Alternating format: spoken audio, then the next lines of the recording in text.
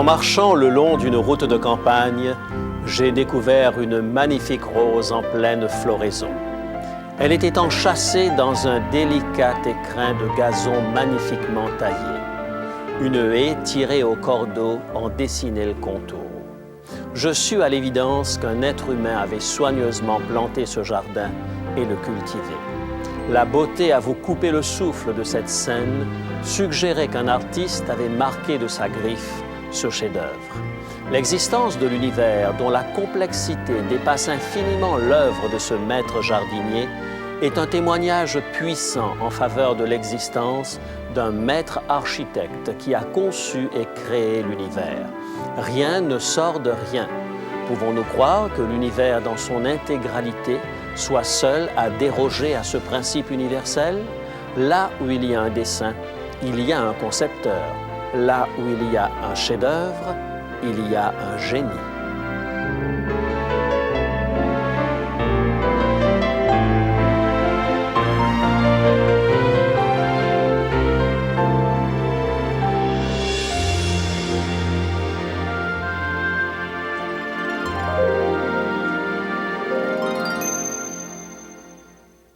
Il est écrit, je suis José Élisée et je vous propose la solution à vos besoins les plus profonds, le Christ vivant. Notre sujet d'aujourd'hui, le maître horloger. Isaac Newton possédait un modèle réduit du système solaire dans son bureau. Le Soleil était au centre du modèle et les planètes étaient placées en orbite autour de lui. L'artiste avait respecté les proportions et la forme de chaque planète. L'ensemble, délicatement travaillé, faisait l'admiration de ceux qui visitaient Newton. Un jour, un savant de ses amis entra dans son bureau et s'extasia devant la délicate reproduction. « Qui a fabriqué cette merveille ?» demanda-t-il. « Personne » répliqua Newton. « Il est apparu tout seul dans mon bureau. » Le savant fut surpris, mais se méprenant sur l'intention de Sir Isaac Newton, répondit « Je ne suis pas fou, vous désirez me cacher l'identité du génie qui a fabriqué ce chef-d'œuvre. » Isaac Newton se leva, fit le tour de son bureau, mit sa main sur l'épaule de son ami et lui dit, les yeux dans les yeux, « Vous affirmez que l'univers n'a point eu de concepteur. Et vous vous extasiez devant cette pâle imitation d'un système bien plus grand et plus complexe dont vous et moi connaissons les lois? Je ne puis vous convaincre que ce simple modèle n'a point eu de concepteur et vous prétendez croire que le grand original duquel il est tiré serait venu à l'existence sans concepteur? Dites-moi, par quelle sorte de raisonnement arrivez-vous à ce genre de conclusion? Saint Thomas d'Aquin soutenait que l'ordre et la finalité de l'univers plaidaient en faveur d'un concepteur. Le fait même qu'il existe un ordre et des systèmes dans l'univers nécessite un organisateur. La beauté, les formes, le dessin et la finalité de la nature, tout implique une pensée créatrice et l'existence d'un architecte intelligent.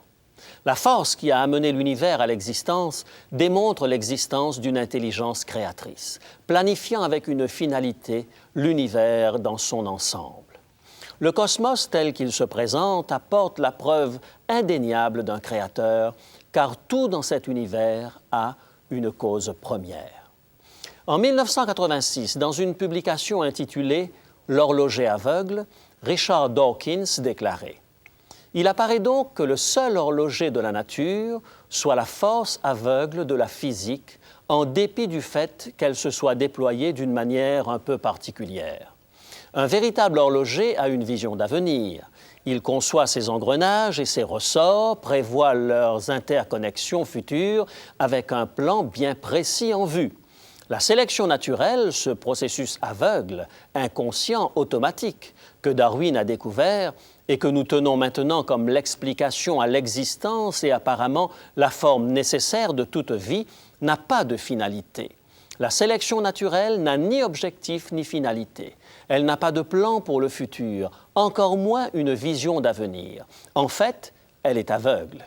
Si on veut faire de la nature un horloger, alors il s'agit d'un horloger aveugle. La Bible affirme de manière péremptoire dans l'Épître aux Hébreux, au chapitre 11 et le verset 3, ces paroles qui suivent. Hébreux, chapitre 11 et le verset 3. C'est par la foi que nous reconnaissons que le monde a été formé par la parole de Dieu, en sorte que ce qu'on voit n'a pas été fait de choses visibles. La planète sur laquelle nous vivons ne donne pas l'impression de quelque chose qui se soit assemblé par hasard. Elle laisse voir trop de traces d'une conception et d'une organisation. La Terre est située à la bonne distance. La croûte terrestre est ajustée à l'intérieur d'une fourchette de 3 mètres. Et si l'océan était plus profond de seulement 30 cm, nous n'aurions ni oxygène ni végétation. La Terre tourne sur elle-même en 24 heures, et si cette rotation était plus lente, la vie deviendrait impossible. Qui d'autre qu'une intelligence divine aurait pu fixer la vitesse de rotation adéquate? Si la vitesse des révolutions de la Terre autour du Soleil augmentait ou régressait, nous serions profondément perturbés. Dieu a programmé cette vitesse avec une précision d'horloger. La Terre est située à une distance parfaite du Soleil. Eût-elle été un peu plus proche, que le Soleil aurait tout brûlé. Une distance un peu plus importante et la Terre n'aurait été qu'une boule de glace. Sans son inclinaison de 23 degrés, il n'y aurait point les 4 saisons de l'année. Le Soleil est, parmi les milliers d'étoiles, la seule qui puisse rendre possible la vie. Sa taille, sa densité, sa température et la nature de ses rayons, tout se devait d'être parfait, et c'est le cas. Comment cela aurait-il pu se produire par le simple hasard? Rien de moins qu'une intelligence divine peut avoir fait que tout soit définitivement adéquat.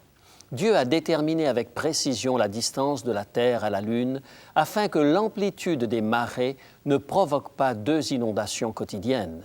Une infime variation serait fatale. Si la densité de l'atmosphère était plus faible, la Terre serait constamment bombardée par des météorites. Compte tenu de tous ces paramètres, nous sommes confrontés à un choix limité à 2 possibilités. Ou bien tous ces calculs sont le résultat de la rotation d'une roulette de casino qui, après des millions d'années de tâtonnements et d'erreurs, a trouvé les bonnes combinaisons en même temps pour réaliser l'ensemble de ces calculs scientifiques indispensables, ou bien il existe une intelligence divine qui a soigneusement conçu l'univers et le monde dans lequel nous vivons.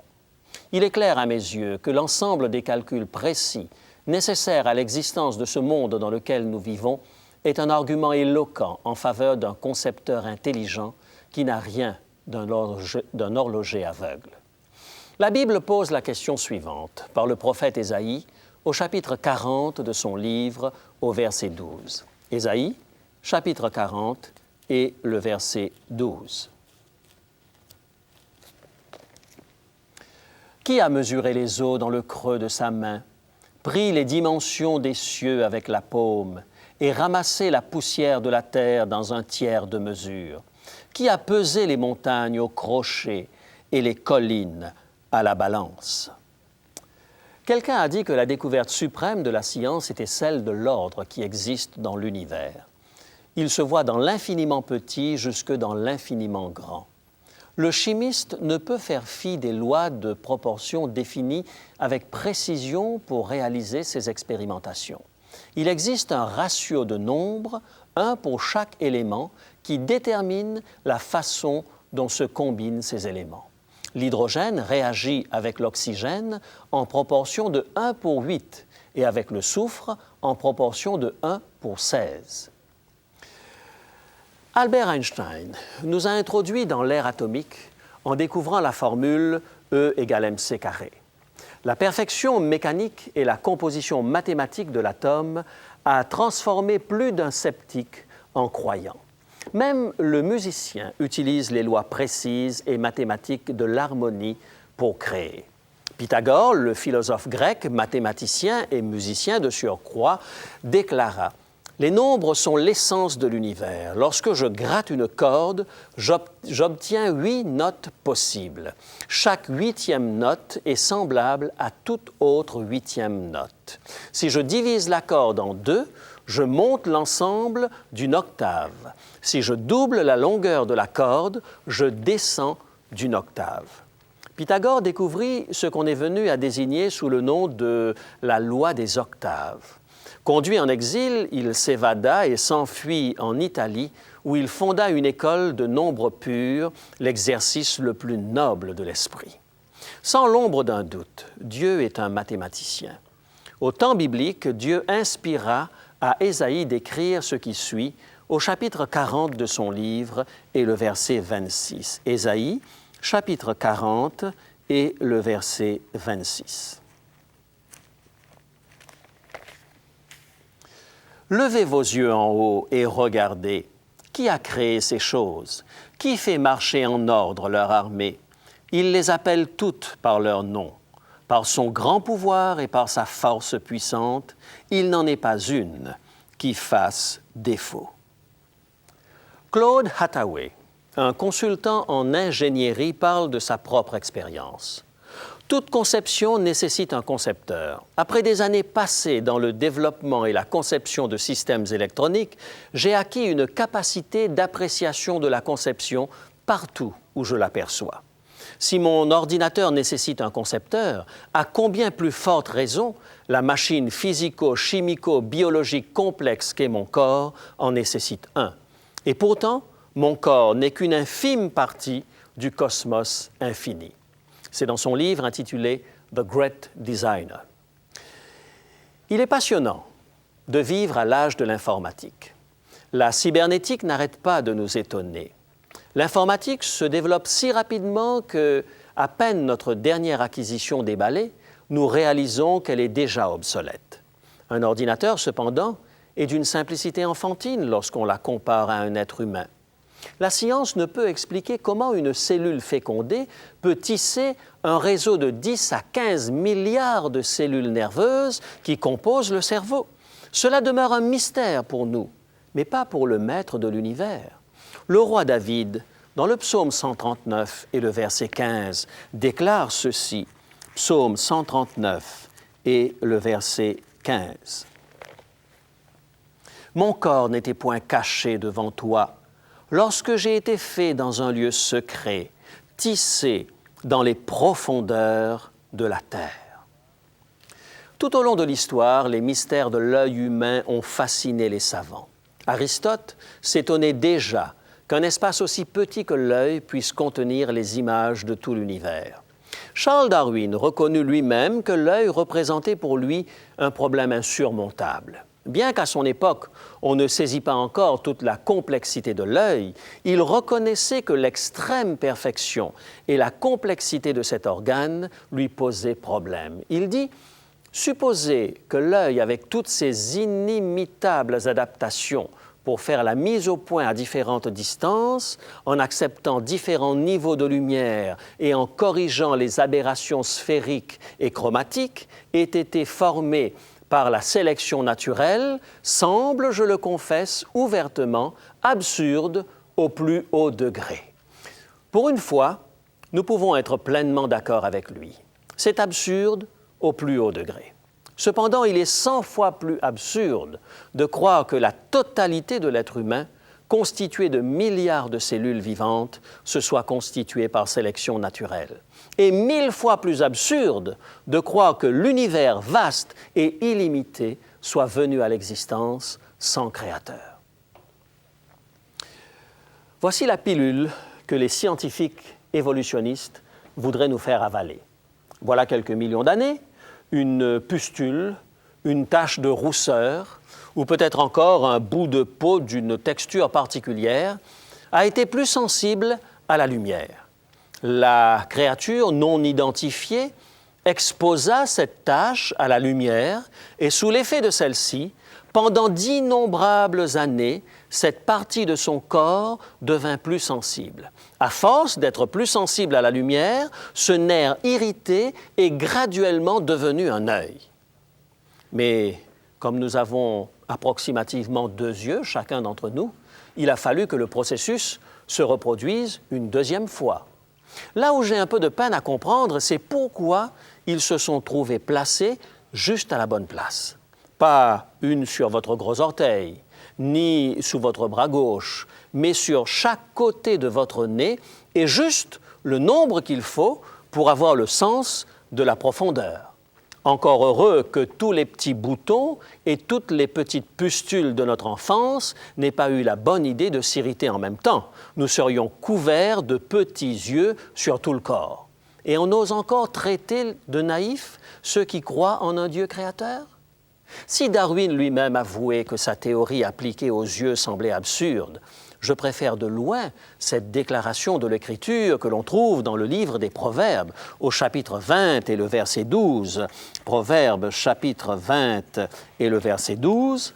« L'oreille qui entend et l'œil qui voit, c'est l'Éternel qui les a faits, l'un et l'autre. » Sir Charles Scott Sherrington, un physiologiste anglais parmi les plus réputés de son temps, écrivit ce qui suit au sujet de la formation de l'œil dans un embryon humain.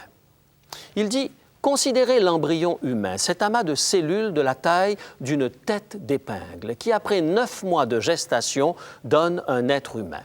Arrêtons-nous à un seul de ses composants, l'œil. » Et Sherrington poursuit en expliquant que derrière le mécanisme complexe de l'œil humain s'entreaperçoit le plan d'un spécialiste. Les cellules qui composent l'œil humain ont suivi un processus qui comprend des millions d'intervenants et des centaines de séquences. Il est tout simplement impossible pour nous de comprendre réellement la complexité et la précision de cette performance, car elle concerne non seulement les cellules individuelles, mais aussi l'ensemble des cellules. Le globe oculaire est une mini-caméra de précision. Sa miniaturisation est déjà une perfection. C'est une caméra sphérique qui fait automatiquement la mise au point, elle-même, en fonction de la distance à laquelle se trouve l'image qui l'intéresse. Elle se tourne elle-même dans la direction souhaitée. En fait, nos yeux sont 2 caméras liées en une seule. Ainsi, le cerveau lit effectivement les 2 images comme une seule image. L'œil possède son propre programme d'autoprotection défini. Si un danger le menace, ses volets de peau se ferment instantanément, protégeant ainsi la fenêtre transparente. 7 os emboîtés procurent une cavité de protection parfaite. La structure clé de l'œil est son écran sensible à la lumière, la rétine, située à l'arrière. Elle reçoit, saisit et enregistre une image en mouvement et en transformation continuelle. La vision est continue, sans changement de bobine ou de film, tous les jours de la vie entière. La minuscule caméra signale tout changement d'exposition au cerveau. La rétine est une couche complexe composée de 9 strates qui est effectivement une partie du cerveau qui s'étend jusque dans le globe oculaire. Il y a environ 137 millions de capteurs visuels individuels dans un œil humain. Ils sont étalés dans la couche que représente la rétine. Le nombre de nerfs les reliant au cerveau diminue progressivement jusqu'à atteindre un nombre approximatif d'1 million. Puis, nous découvrons une série de relais dont chacun fonctionne comme un mini-cerveau, conçu et connecté pour transmettre à l'endroit voulu du cerveau chaque morceau de l'image instantanée capturée. Au niveau des cellules réceptrices, l'image n'a que 2 dimensions. L'étape suivante est un mystère. Quelque part, le cerveau ajoute la 3e dimension alors qu'il interprète ces 2 images bidimensionnelles. Le cerveau ajoute de plus la couleur. Mais nous n'avons pas encore touché la plus grande de toutes les merveilles. Les yeux envoient vers les cellules du cerveau, via la forêt de fibres, un courant continu, cadencé, de minuscules potentiels électriques évanescents et individuels. Chaque petite image déclenche un orage électrique, et cet orage électrique touche l'ensemble des cellules du cerveau. Les charges électriques n'ont pas en elles-mêmes d'éléments de vision. Elles n'ont aucun rapport avec la distance, l'horizontalité ou la verticalité, la couleur ou la brillance, l'ombre, le contour, la distance. Ces charges électriques n'ont rien de visuel. Cependant, elles bâtissent une réalité. Une averse de petites excitations électriques produit à notre regard une magnifique plante verte, un bolide de course ou la figure d'un ami et nous renseigne sur la distance à laquelle l'objet se trouve. peut-on dès lors être surpris de ce que Darwin ait déclaré un jour que la complexité de l'œil humain lui donnait des sueurs froides? Il est impossible, je dis bien impossible, qu'un plan d'une telle complexité et d'une telle spécialisation se soit développé par pur hasard. Il est surprenant de constater qu'un esprit dit ouvert ne soit pas en mesure de reconnaître la main d'un créateur dans une telle réalisation. Dans quelque domaine que ce soit, l'ordre n'est jamais, jamais le fruit du hasard. Un plan ne vient jamais à l'existence sans un planificateur. Aucune montre au monde n'existe sans qu'il y ait d'horloger. Et des hommes intelligents persistent à affirmer que le monde est le fruit du hasard? N'est-ce pas plutôt une volonté délibérée de fermer la porte à la seule alternative valable à l'évolutionnisme? Le psalmiste s'exprime en ces termes, au chapitre 94 et le verset 4. Psaume 94 et le verset 4. Il discourt, il parle avec arrogance, tous ceux qui font le mal se glorifient. Bien des scientifiques ont admis que la formation du monde à la suite d'une série de coïncidences est une absurdité. Lorsque nous étendons la théorie à l'univers, nous ne faisons que compliquer un peu plus le problème. Sir James Jeans, un mathématicien mondialement reconnu, déclare ceci. « L'univers s'apparente plus à une vaste pensée qu'à une grande machine. La pensée n'est aucunement apparue comme un intrus accidentel au royaume de la substance. Nous commençons à nous rendre compte que nous avons bien plus besoin de la saluer en tant que créateur et gouverneur de cet univers de matière. Nous découvrons que l'univers apporte la preuve d'une puissance conceptrice, garante de son intégrité, qui a quelque chose de commun avec notre propre pensée individuelle. Permettez-moi de partager avec vous ce que je crois. Imaginez notre terre éclatante de beauté, sortant des mains du Créateur. Comment ne pas le louer? Pensez uniquement au design. La surface de la Terre est d'une diversité époustouflante avec ses montagnes et ses collines, ses plaines parcourues de majestueuses rivières, de lacs ravissants. Le sol fertile produit de la verdure luxuriante, des arbustes gracieux et des fleurs délicates charment les yeux en tout lieu. Les sommets sont recouverts d'arbres plus majestueux que tous ceux qui existent aujourd'hui. L'air non pollué est cristallin. Le paysage tout entier surpasse en beauté les jardins paysagers des plus nobles palaces. Après toute vie animale et végétale, l'homme, le couronnement de la création, celui à qui la domination sur toute la création a été accordée, fut créé à l'image de Dieu. Des milliers d'années de péché ont altéré la création de Dieu. Cette planète a été endommagée. Mais bientôt elle sera restaurée. Dieu fera toutes choses nouvelles. Vous et moi participerons à cette régénération pour vivre éternellement. Quelle espérance glorieuse et bénie nous avons. Notre espérance va bien au-delà d'un ancêtre singe. Nous avons été créés pour la gloire de Dieu et nous serons restaurés en cette gloire. Prions ensemble. Grand Maître de l'univers, nous te prions en cet instant pour te remercier de la beauté de la nature qui nous entoure. Nous te remercions pour la précision et l'ordre de ta création. En tant que créature, nous nous inclinons humblement devant toi. Nous acceptons le plan du salut que tu offres à tes enfants. Nous t'acceptons en tant que Créateur et Rédempteur, au nom de Jésus. Amen.